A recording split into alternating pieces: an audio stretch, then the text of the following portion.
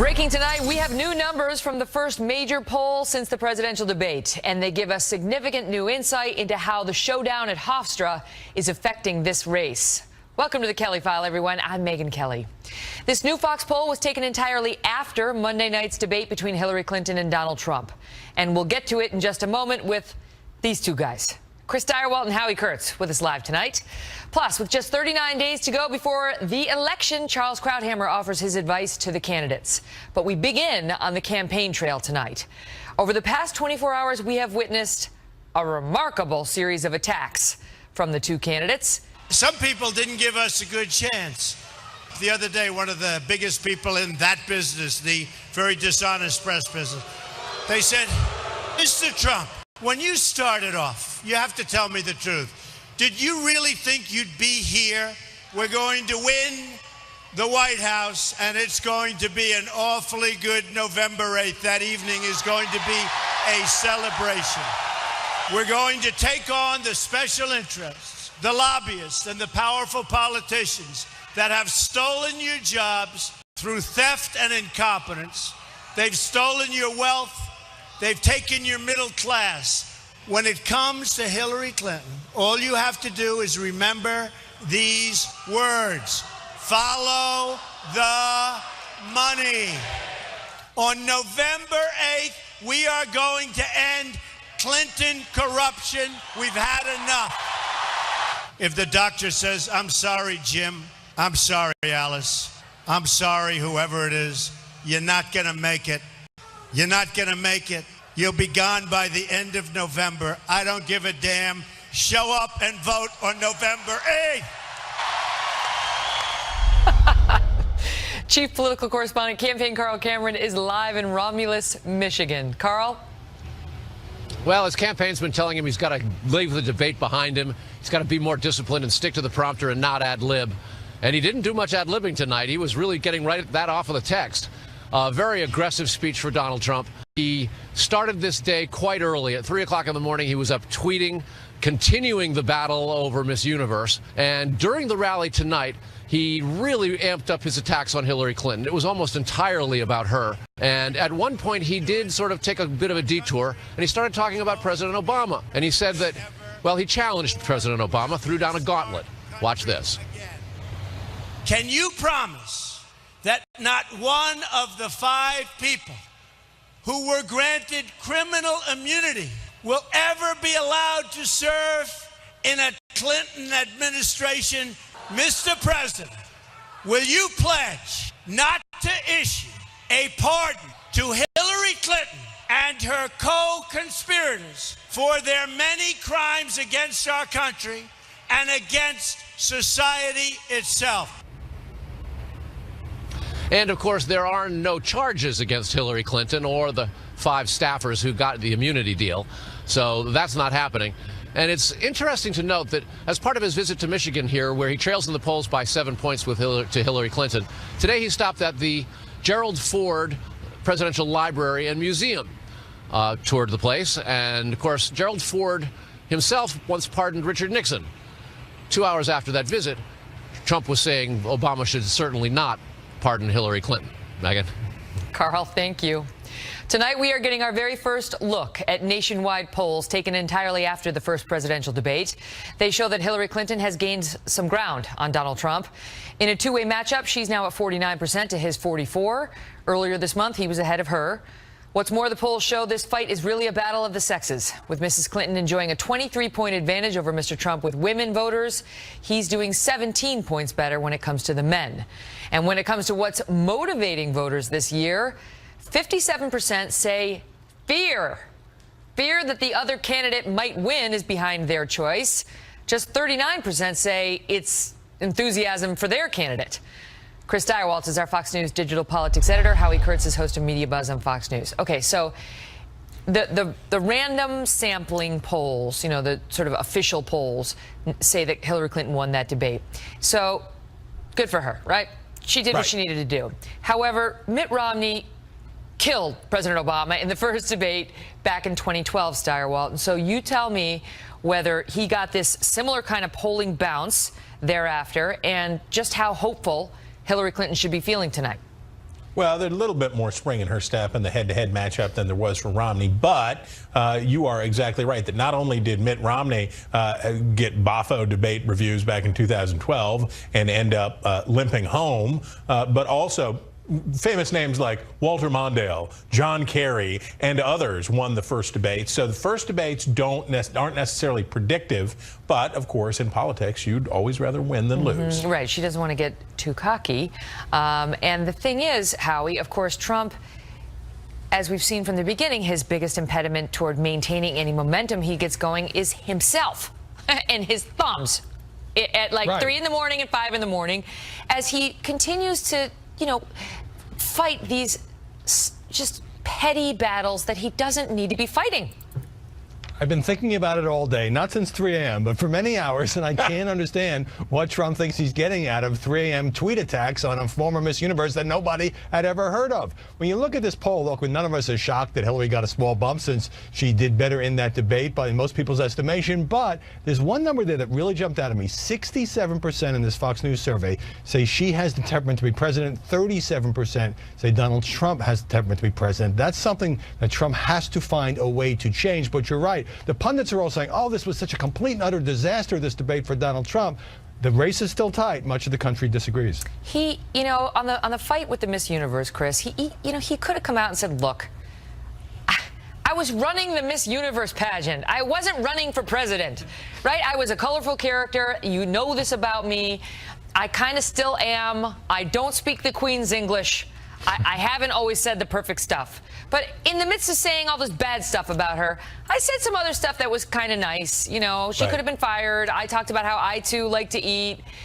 Like, if you're going to get hung up on one person, maybe it shouldn't be this person. But he can't let it go.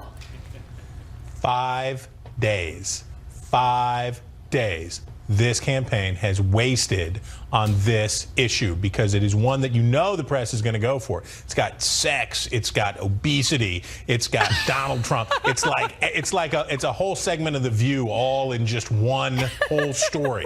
And so here you have all of this catnip that the press is not going to be able to resist. And Trump, even this morning, he's like, oh, it's almost over. One more day. I'm going to do it one more time. Remember the rule. You can be right or you can be happy, but usually not both. Yes, because when Hollywood is trying to titillate us into going to see a movie, that's what they say. It's got obesity. And fatness. Yeah. I'll be there. Howie, just another word on these polls. So she did get a big bump as a result of that, that debate. And the two-way race between them now, according to the four-way race, is 43 Clinton, 40 Trump. But that's within the margin of error. And early September, she had 1 point over him, 41-40. So why the freak out in all these corners? Like, she's got it, she's winning now, and he's losing. Are we done talking about the sex tape? That's not a sex tape? Okay, I'll move on. Yeah, I don't know.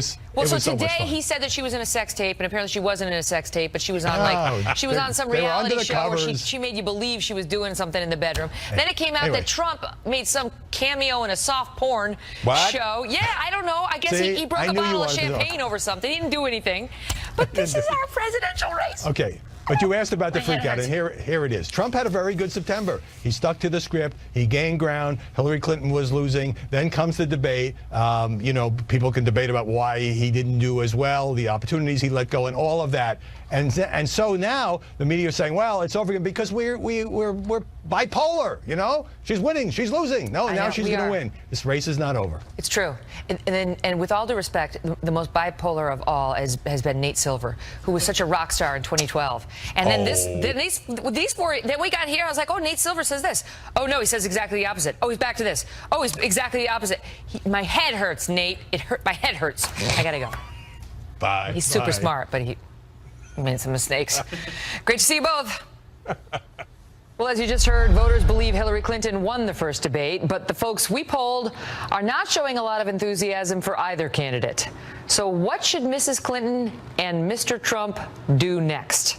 Charles Krauthammer is a Fox News contributor and syndicated columnist. Charles, good to see you. So if you had to advise Team Trump, if they came to you and said, Charles, it's go time, what's the #1 thing he needs to do with 5.5 weeks left? What would you say? When you see a trail of cheese, Don't follow it, because there's a trap at the other end. Right. And for him, that means just self-control and discipline. Look, the reason his numbers have gone up over the last month is very simple. They shackled him. They put the bracelets on, handcuffs, everything. They made him read from the prompter, and he got his issues out, and he didn't get into too much trouble. The minute you're in a debate, you're loosed, you're not controlled, and for him, he just went to where he goes, and that is to protect his self-image. And the basis of his self-image, he made two huge mistakes. Number one was taking the bait on the Miss Universe, which raised all the issues of which you are unfortunately familiar. And the other issue was he took the bait on taxes and actually admitted essentially to 86 million Americans that he doesn't pay them, and he's proud of it. Now, that's not a good idea, and that will dog him, I'm sure. So he needs to simply refuse to follow those issues. It's not about him, of course. That's easy for someone to say on the outside. And to stick to what works. What works for him, particularly in the Midwest, is trade and the economy, and then to go after her, not on the sexual harassment stuff, the husband stuff, the impeachment stuff, but to go after her on her own damn scandals, to quote Bernie Sanders. Her email, her untruths, etc. So, but there's a debate about that, right? Because he's suffering now. I mean, his numbers with women were already low going into that debate, and they fell another 7 points, according to our poll, as a result of that debate. So, some disagree with you there and say, show the American public that she's no angel either when it comes to her treatment of women. I don't think that's going to work. Why? I don't think it works. Well, first of all, it would be a man saying it. Secondly, that's been adjudicated, and at least 20 years ago, you could argue that the zeitgeist of the country has changed, but 20 years ago, it caused the Republicans untold grief. They lost several speakers of the House. They got crushed in by-elections. President Clinton, in the middle of all this, had this highest approval ratings, as did she. Look, if you're desperate, that's the nuclear option, yes. If you're 10 points behind, you got nothing else, then you launch your missiles and you hope it lands. Is he desperate yet? I mean, he was evening the playing field before this debate and yes, gaining, I mean, beating her by at least a couple points in some critical swing states. But there's a difference between losing your momentum, which was about to take you into the lead, and a collapse. He did not collapse. He's been stalled. I think the way to get out of the stall is to go back to the main reason for his campaign, which is she's status quo, you're new. That's the major appeal, particularly in the Midwest. You go for the economy, you go for trade, which is the real salient issue, much more than immigration, and you stick with what works. What about her? What do you see? I mean, she's clearly feeling good right now, right? She's got her mojo back, but she has stumbled many times in the course of this campaign. So what should she be watching out for the next 5 weeks? Well, do what you did in the first debate. It worked. And that is, I mean, she was lucky because he didn't come back on the issues on which she could have been easily hit. But for example, you got to have a better answer on TPP, on the Trans-Pacific Partnership, the trade deal. She obviously had contradicted her old position. There may be no way out, but there should be a way perhaps to reverse the issue, to send the volley back over the net and talk about his flip-flops on other issues. But that was her one weakness. She had a bad half hour at the beginning. She needs to study that and to have better answers. Otherwise, she sticks to what is the essence of her campaign, which is, I mean, that line she had where she said, I prepared for this debate. He criticized me for preparing. You know what else I prepared for is the presidency. That's her calling card. Yes, I'm status quo. Yes, you've seen me. And perhaps, yes, I'm not that trustworthy. However, I'm prepared. I know my stuff. I'm ready. I'm not scary. I can handle the job. That is her calling card. That's what she has to stick with. She can't invent a new idea or a new issue for her campaign. There isn't any. Hillary Clinton, I am not scary. Charles? That's the state of the race, right, in 2016 America. How about I've heard of Aleppo? That would be helpful, too. Great to see you, sir. Thank you. As we mentioned a moment ago, just when you thought the political fight over a Venezuelan beauty queen couldn't get any more dramatic, Donald Trump today sent people looking for her sex tape. Yes, he did. So Mollie Hemingway and Nomiki Konst are next on where the story went then. 39 days to the election and new fallout tonight in the feud playing out over Twitter between Donald Trump and Hillary Clinton. She got into. It all started when Clinton mentioned former Miss Universe Alicia Machado at Monday's debate, which you've heard about by now. Now, 4 days later, Mrs. Clinton and Mr. Trump are still locked in a major disagreement, shall we say, over what Machado means for this race, especially after Trump today sent people looking for her alleged sex tape. Trace, because that's what happens in presidential races. I remember when Mitt Romney did that. Oh no, he didn't. Trace Gallagher has a story. Trace. Megan, as Hillary Clinton pointed out, this is day 5 of Donald Trump going after former Miss Universe Alicia Machado, and apparently Mr. Trump didn't want to let the morning slip away, beginning his flurry of tweets at 3:20 a.m. Eastern Time and continuing for the next 2.5 hours, saying, quote, "Wow, crooked Hillary was duped and used by my worst Miss You. Hillary floated her as an angel without checking her past, which is terrible." Then a few minutes later, Trump clarified his no angel comment, tweeting, quote, "Did crooked Hillary help disgusting, check out sex tape and past, Alicia M. become a U.S. citizen so she could use her in the debate?" Well, as for helping Machado gain citizenship, the Clinton campaign answered no, no, no. As for Machado's sex tape, fact checkers say it does not exist. Former Miss Universe did appear in a risque scene on a reality TV show, but there was no visible sex. Like many scenes in the world of reality TV, it's unclear how much of it was actually real. As for the early morning tirade, Hillary Clinton said this. Watch. I mean, his latest Twitter meltdown is unhinged, even for him. It proves yet again that he is temperamentally unfit to be president and commander-in-chief. Alicia Machado also responded saying Trump is trying to intimidate and humiliate her. Quote, "I will keep standing, sharing my story. I absolutely support Mrs. Clinton on behalf of women, my sisters, aunts, grandmothers, cousins, friends, and female community." Today, Newt Gingrich called the Machado story an ambush by the Clinton campaign that's as false as Benghazi. And Donald Trump said for those mocking him for tweeting at 3 a.m., at least they know he'll be there awake to answer the call. Megan. Trace, thank you. Joining us now with more, Mollie Hemingway. She is the senior editor at The Federalist, which if you're not reading, you should. Also, Nomiki Konst. She's the host of The Filter on SiriusXM and a DNC platform committee member. Great to see you both. Nice to see so, you. Mollie, you don't disagree with Newt Gingrich that this is a hit. I mean, this is basically a planned hit on Trump. Explain.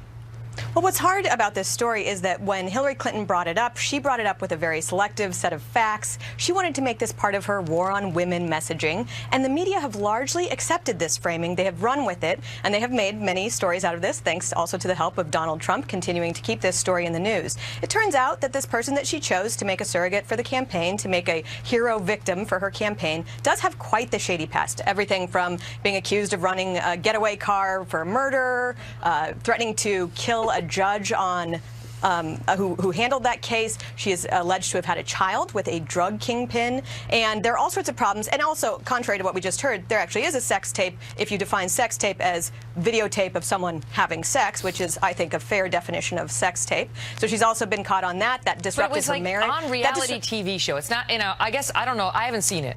The suggestion was, I guess, that it was like a Kim Kardashian situation.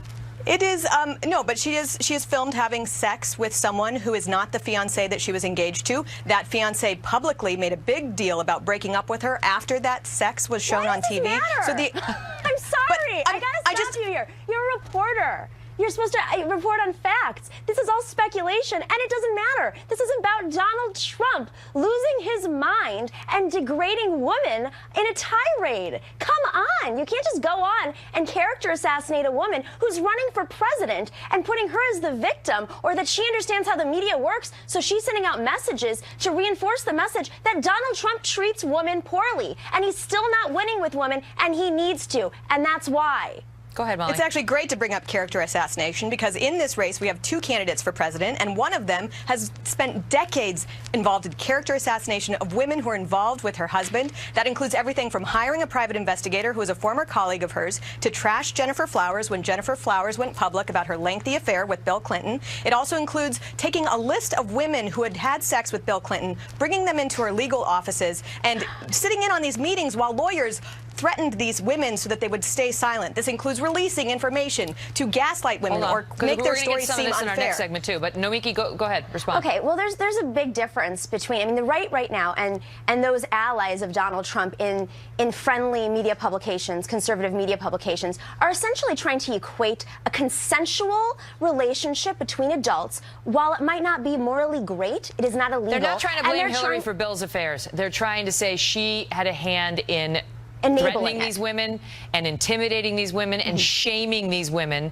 who came forward to tell their story about their relationship with Bill. And remember, Hillary Clinton is the woman who came up with the term vast right-wing conspiracy. She's saying that Donald Trump is a conspiracy theorist. She came up with that. And again, it's all alleged, and it's used. I mean, you have to put yourself in her... This is alleged too, though, Nomiki. Right. The comments that Miss Universe is making about him calling her Miss Piggy and Miss Housekeeping are alleged too. They haven't been proven. There's no third-party witness. However, having said that, there's a litany of other comments Trump made about her weight, that all of which are on camera. So and he did take her to the gym. Exactly. He did, you know, he has tried to hurt her reputation. But with that being said, there is this long history of trying to shame Hillary Clinton for her husband's infidelity, which quite frankly is not working. It isn't. That's not what's happening. It is. There's a lot of media out there saying that. That's not true. No one's saying, oh, poor Hillary, she got cheated on. They're saying, look at the testimonials that all these women that came, and there are a lot of them. There's a lot of them. It's not like one or two. There are dozens of stories going back decades, and it's in fact Hillary Clinton's role involved in defaming these women that is relevant now. Okay. So if we're going to talk about defaming women, we need to be fair and be equal about it. Okay, we're going to pick it up there, and you've teed up our next segment beautifully. Nice job. Thanks. Both of you.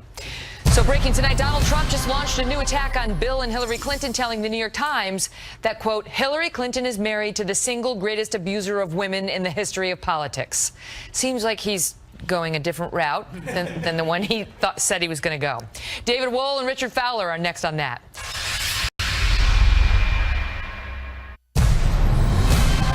Breaking tonight, after days of dropping hints, Donald Trump just went there in an interview with the New York Times that just hit, warning Hillary Clinton that he is ready to get, quote, nasty, and going on to describe her husband as, quote, the single greatest abuser of women in the history of politics.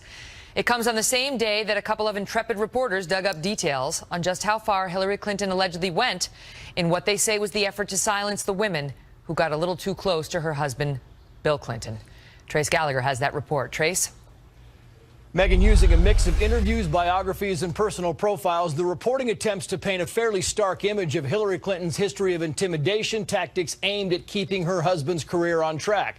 Example, in 1988, when a political enemy threatened to make public a list of Bill Clinton's girlfriends, Clinton biographer Gail Sheehy says Hillary hired two of her law partners at Arkansas's largest law firm to confront the women one by one. It apparently worked because the lengthy list of paramours ended up staying private.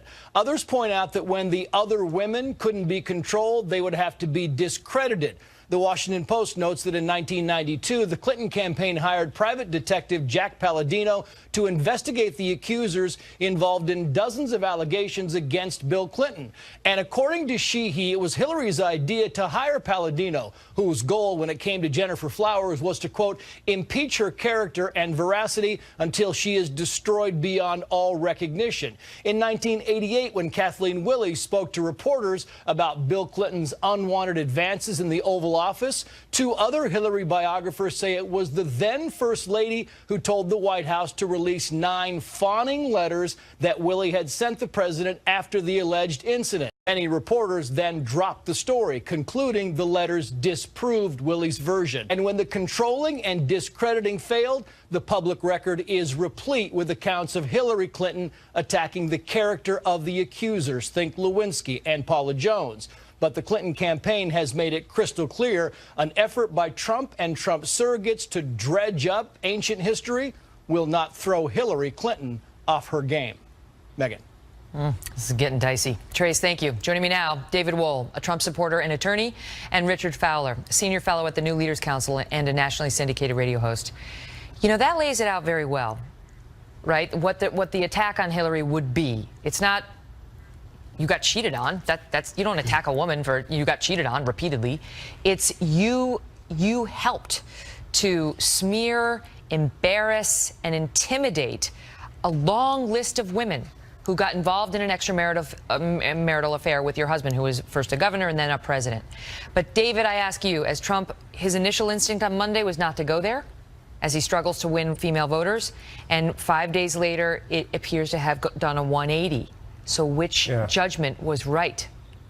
Well, this is, Megyn, this so transcends gender that it's unbelievable. Bill and Hillary Clinton were literally thug nation. I mean, what they did as far as intimidating and coercing these women that made these allegations against Bill Clinton is literally not just unethical, but it's arguably criminal. She waged an all-out war on the women who stood in the way of not just Bill Clinton's ambition, but her own political ambition. And Megyn, it gives us some really good insight into the mindset of a woman who years and years later would engage in the activities she did as Secretary of State with the Clinton Foundation, the pay-to-play scandal, and the email scandal when she would destroy an illegal server. She would destroy the cell phones that contained classified and top-secret emails. This is a woman who never believes she'll be held accountable. And guess what? She hasn't to date, but my guess is the voters on September 8th will take all this into consideration and hold her accountable. They have to. This is unbelievable. David supports the Trump of tonight, who appears to be ready to go there. And he's been getting battered for 5 days over his treatment of women, but he brought it on. I mean, like as Charles Krauthammer said, she laid out the cheese and he just ate it on up until there was no cheese left. Richard? It's indeed a self-fulfilling prophecy by the Trump campaign. While I love David, I gotta invoke monopoly here. Don't pass go. Don't collect $200. They're trying to make this connection between Hillary Clinton being a woman who was cheated on both in the governor's mansion and the White House to Hillary Clinton, the candidate for president. And that's the wrong assumption to make, because what that does say is that Donald Trump's sexual past and Donald Trump's marital past is on the table when he had his wife Ivana and he was cheating on her publicly with another woman. And in Ivana's divorce testimony, she indicates that she was raped by Donald Trump. So once you go down, but it's in court testimony, which is under oath. But she recanted it, and he denied it. But it is under oath. Megyn, but to compare, Rich, and I love you too, Rich, but to compare an affair, to allegations of sexual assault, sexual abuse, and sexual harassment isn't even in the same universe. What these women complained about Bill Clinton doing to them, 5, 6, 7, 8, maybe 9, 10 of them, was exactly my point, criminal David. in nature. Criminal. No. Just okay, a sexual assault. Go ahead, Richard. A sexual assault or harassment, which she did recant, that might be fair. That's criminal in nature as well. This is the problem. For Donald Trump to win this election, Megyn, he needs to convince educated white women to go out and vote for him. When you make these type of statements and you attack an educated white woman are like, wait a minute, why would I vote for somebody that's attacking another educated white woman? Yeah, but the thing is, Richard, what he's trying to do now through his surrogates and now tonight is fill out the picture, which is, I said some things, they weren't great things, but she's done some things too. There's more to this story. And the women of America will be left thinking, we're so lucky. We're so an educated white woman who was out to destroy 5, 6, 7 other educated white women because they made allegations against her husband that made her life very difficult. That made her political ambitions very difficult. I'll note this before we go. When she was going through these, scandals, when she was being cheated on, Lewinsky and so on, her approval rating shot up. It was 67%. The American public had great empathy for her, but they weren't talking about this other. It was just Hillary Clinton, the victim, who's been cheated on. It wasn't this other stuff. So we'll see where this race goes in the next 5 weeks, folks. Great to see you both. Good to see you too, Megyn. Remember Superstorm Sandy and how it played out in the fall of 2012? Meet Matthew, the Category 4 hurricane now headed for the East Coast. We'll update you on this guy.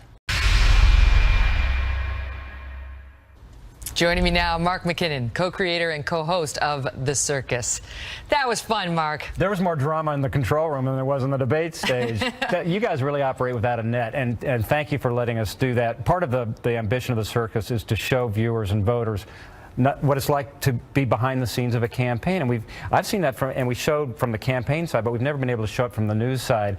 And that was fascinating for me because it's tense, and I know what it's like being tense on the debate side, being with a candidate, but I've never been in a control room of a tea room. Man, that's hot stuff. You've seen more than I've seen because we're like Superman and Clark Kent. We're never in the same room at the same time. The control room team and me. But that's Scott Rosenthal, our director, who keeps the madness under control in there. And you can see the viewers never get to see the problems because we try to hide them from you. Oh, it's me and me. But that night we didn't have Brian Fallon. He was supposed to be our lead guest. We didn't have Kellyanne Conway. She was supposed to be our second lead guest. Nobody was showing up. We were going on the air in front of live TV, right? 5 million people. We had no guests at all. So you have to be able to roll with it. And one of the fun things about TV is you're getting an eyewitness view of what's happening in the control room where things are melting down. Like, where's Fallon? And I'm out on the set. All I ever hear is, Brian Fallon will be here in 2 minutes. Be right there. Right? Brian's They're up trying next. to keep you calm, right? And my only hint that something's wrong is in the background you'll be like, get him! You're like, oh, whoa. Well, they did a great job. And any surprises, when you saw the whole thing go down? The whole thing was a surprise. I had no idea the control room was that chaotic and that dramatic. It was fascinating for me to see that, and I think it will be for viewers, too. Yeah, I think so, too. And you'll get sort of a flavor for how we put the show together and the choices that we make and why we make them. And then there'll be some other shows featured, too, that you don't need to worry about. You can tune it away. Well, the thing that we're doing the whole week, we have kind of a theme every week, and the theme this week is the newsrooms. And we wanted to show what it's like to see the campaign through the lens of news programs like yours. Well, you guys were pros, all of you. So Thanks. Thank you for doing such a beautiful job. It was a pleasure having you. Kicked it. Marcos at the end of it he goes, Megan, can I get a kick it? So I was like, kick it? Kick it? Only Mark can pull that off. Coming up, meet Matthew, the newest contender in the 2016 race, and you're not going to like him. He's next.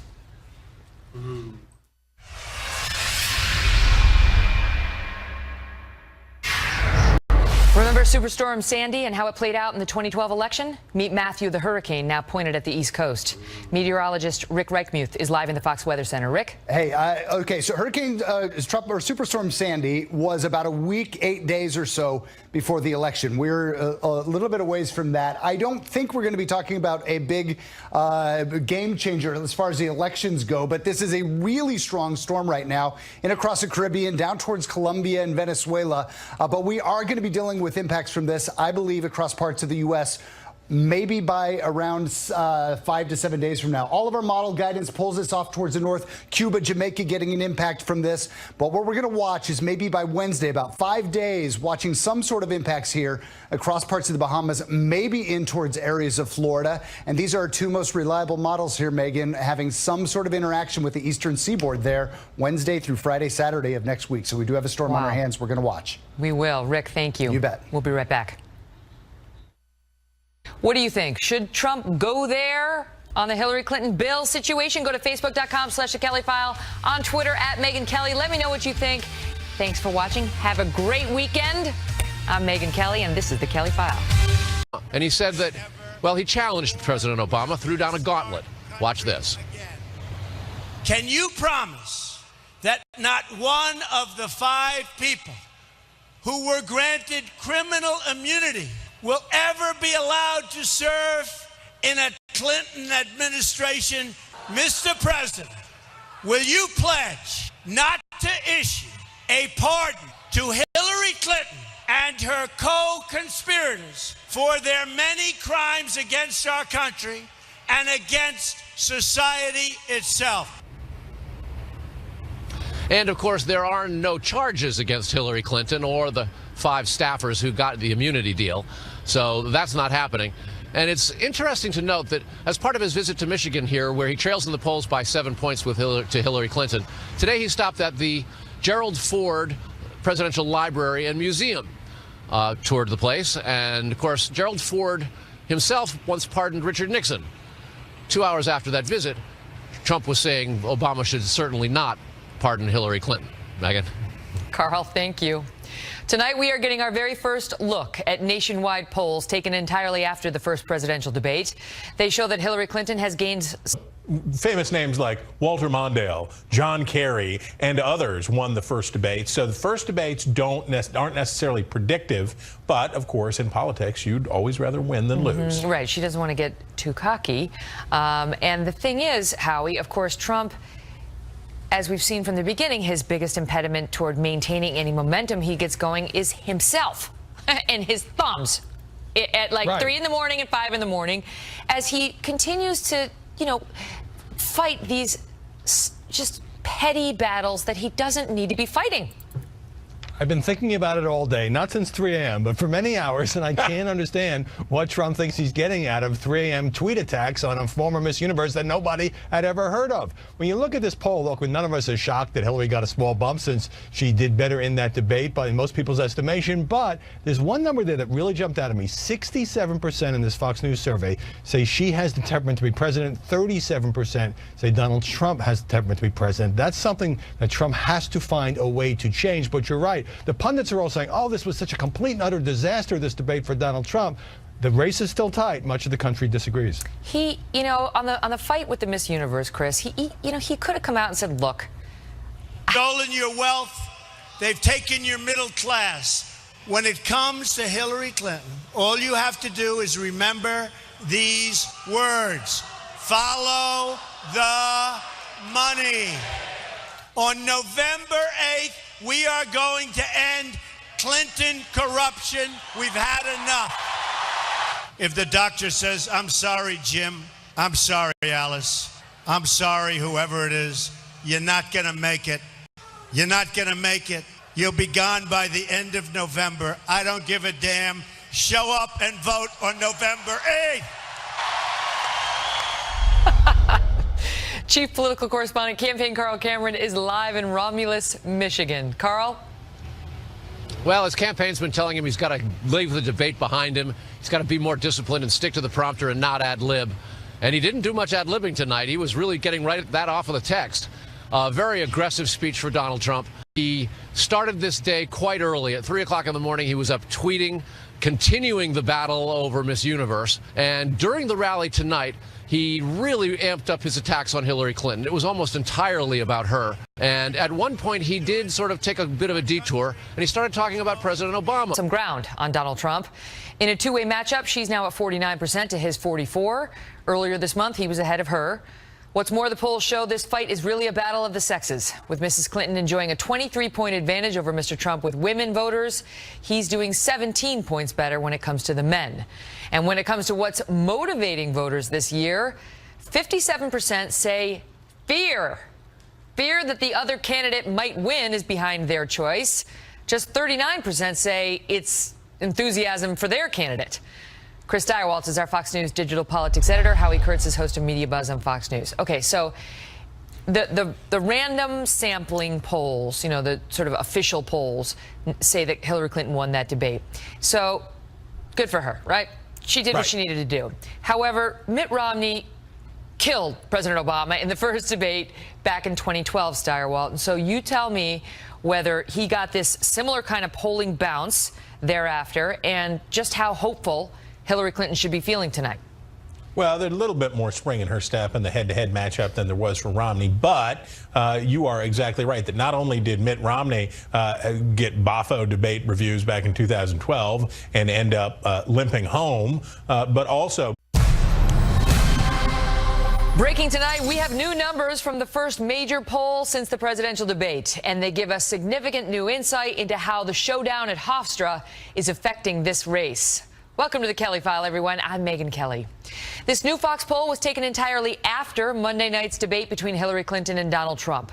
And we'll get to it in just a moment with these two guys. Chris Direwaltz and Howie Kurtz with us live tonight. Plus, with just 39 days to go before the election, Charles Krauthammer offers his advice to the candidates. But we begin on the campaign trail tonight. Over the past 24 hours, we have witnessed a remarkable series of attacks from the two candidates. Some people didn't give us a good chance. The other day, one of the biggest people in that business, the very dishonest press business, they said, Mr. Trump, when you started off, you have to tell me the truth. Did you really think you'd be here? We're going to win the White House, and it's going to be an awfully good November 8th. That evening is going to be a celebration. We're going to take on the special interests, the lobbyists, and the powerful politicians that have stolen your jobs through theft and incompetence. They've